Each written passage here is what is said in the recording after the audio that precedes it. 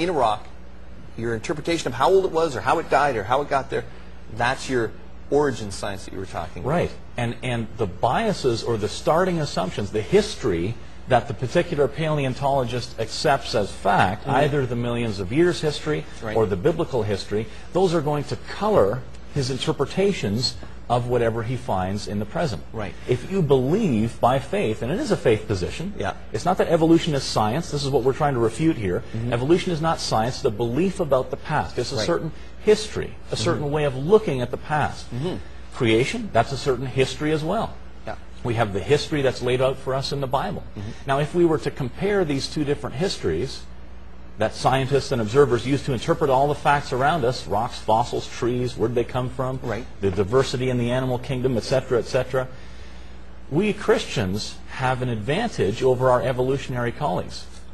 And I like to say this to folks when I go out and speak in churches all across Canada and so on, because we have the Bible. It's not like the evolutionists who make up their history about the past. We have a written revelation from someone who was there, an eyewitness account, who was there, wrote down for us what happened, and he wouldn't lie. God doesn't lie. And if we base all of our thinking on that history, we have the hope of interpreting the data correctly. It's an important point for us to get a grasp on. And it's important for Christians to understand that, you know, Jesus seemed to refer to this history as fact when he was teaching. For example, we were talking earlier about, you know, doctrines and some of the challenges that Christian faith is dealing with. And really we're talking about a foundational issue here.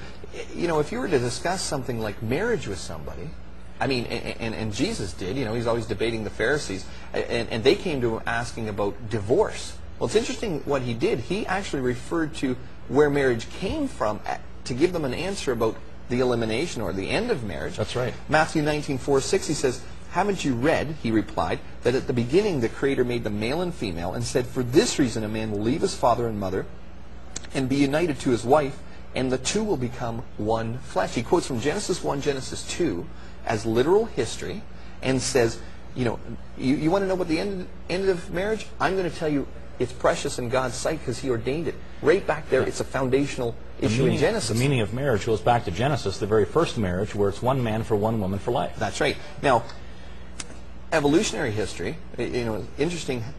There was a study done by some evolutionists, and they wanted to know about the end of marriage too.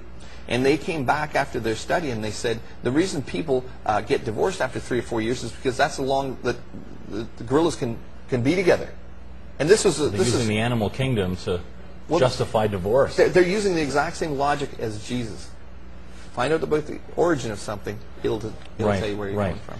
And other doctrines like the 7-day week and so on, we'll talk about those when we come back, and some other things as well, how they relate to the gospel. Another thing we want to do on this program is talk about some things that are happening in the news that relate to the creation evolution issue. We've got a recent article from, what's this, the Fox News website? That's right, foxnews.com. It's amazing, you know, when I visit, you know, and I'm checking news all the time, there always seems to be some story around this issue. Evolution seems to be in the news a lot. So anyway, I just pulled this one off recently. It was entitled "Controversial Footprints, Earliest Man or Modern Machine." Now, I'm going to ask people to listen closely. I'm going to read from the article and give you an insight into how, you know, how interpretive sometimes these issues we've been talking about can be. You get some data, you have to interpret it according to its past. Right. So it says, in July, British researchers dropped a bombshell by reporting the discovery of a 40,000-year-old human footprint in a layer of volcanic ash in central Mexico. Okay. So they found 40,000-year-old human footprints by their dating methods. The finding was highly controversial because it challenged the traditional accepted view that humans first lived in North America around 11,000 years ago, and after crossing the Bering Strait. In a new twist, other scientists have performed their own dating of the volcanic ash and obtained wildly different results. So they used a dating method, a radiometric dating method, argon-argon, and the team concludes the ash is really 1.3 million years old. So what happened to the 40,000? Well, we went from 40,000 to 11,000, and now we're at 1.3. Oh, okay. So anyway, this geoarchaeologist, he's called, said that the footprints were found in the bottom of an abandoned quarry. There were about 269 footprints. And he says if these really are footprints and they were made 1.3 million years ago, that would be revolutionary. He was involved in the dating. He says humans are not thought to have been even around anywhere near 1.3 million years ago. And according to most scientific estimates, modern humans didn't begin appearing in Africa until about 200,000 years ago. So this is a quandary because they aren't even supposed to appear yet, and now it's 1.3 million years old. But it continues, and it says, if the markings really are footprints, then it would mean one of two things. Either humans disappeared much earlier than previously thought, or the footprints were made by an earlier ancestor of humans, such as Homo erectus. Now, it ends off and it says, so where does that leave things? Well, this is one of the conclusions. It's titled Man, Cow, or Machine. It says, after visiting the site, this person, Rennie, believes that the markings are not really human footprints at all, but rather impressions left by machines or animals that have passed through the quarry in recent times.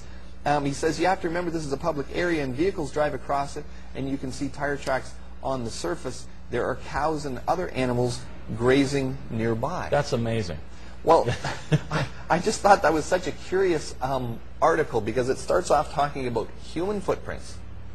And by the end of the article, we're talking about that one of the explanations for it might be that these are tire tracks or maybe cow footprints.